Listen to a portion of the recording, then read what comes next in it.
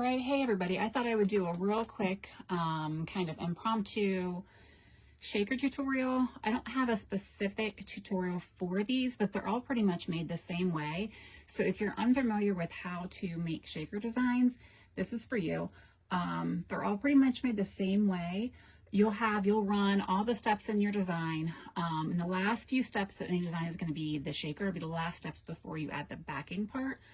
Typically the first stitch that you're going to do is going to be the placement stitch for the clear vinyl. Almost all of the designs have a placement stitch for the clear vinyl. The exception might be if it's just like a simple circle or a simple shape where it's pretty obvious where you're placing the clear vinyl, but I'm almost positive they all do at this point. So I've stitched this bookmark out up until that clear placement step.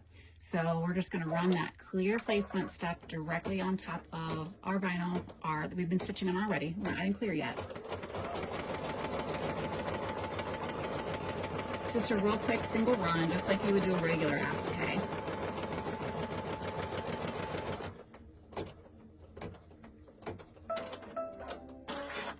All right.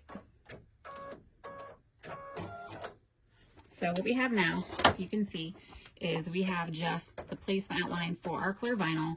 All we're going to do is we're going to take our piece of clear vinyl. I use 12 gauge.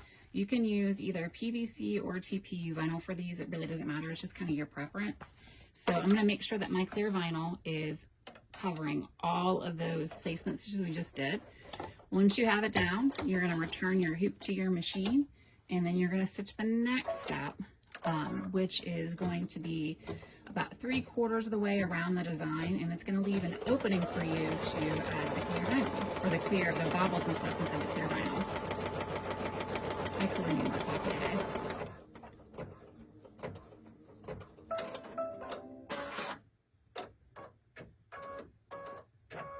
All right, so that's that step, and what that will do is it will leave us a little section that's open that you can see that's open to add here.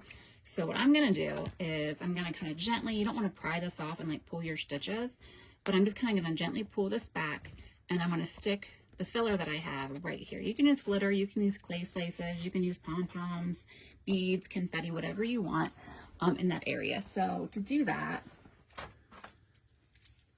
I wish I had more hands to do this on screen. Let's see if I can make it happen here. All right, so here is my area there that I'm going to fill. This is way easier when I do it. Like, I'm going to add a few in there. Of course, I do the round ones on screen, so they're going to kind of go everywhere. But I take a chopstick or something blunt, and I kind of just open that hole up a little bit more, and I make sure that all my bits get inside here. So, and I add it to where I'm comfortable with it. Ah, they're going to roll everywhere now. Of course they are.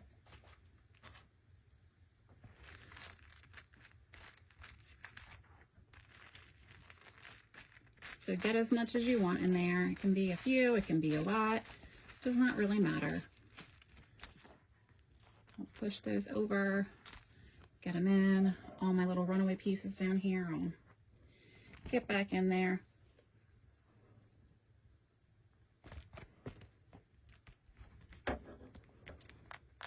Much easier when I'm not trying to do this on camera. But that's that. And then all I'll do here is I will then make sure that the fillers that you have are kind of pushed down where it's not going to be hitting your needle. A little piece of glitter hitting there isn't a huge deal, but especially if you're using like clay slices and it's something thicker, you want to make sure that it's pushed down far enough.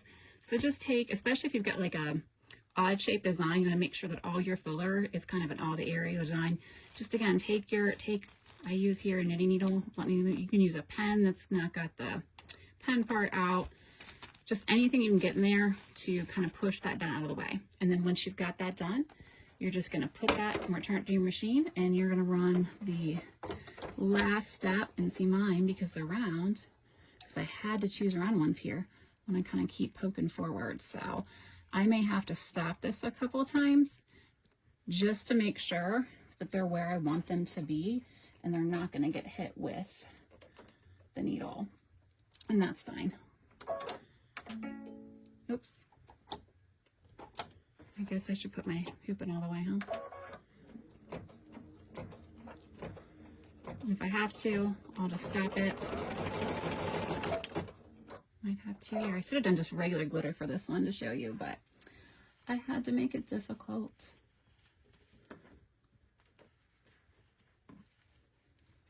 It's usually way easier with glitter.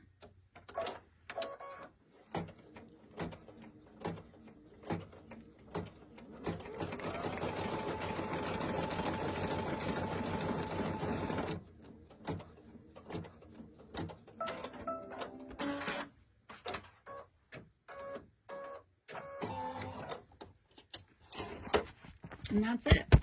We got our shaker bits in. All you'll do now is you'll take some applique scissors and you'll just kind of cut out around that clear vinyl. You don't have to get it super close, but you just don't have jagged edges around it. And then you're going to return it to your hoop, put your backing on, and run it the rest as you would a regular bookmark, snap tab, eyelet fob, whatever it is.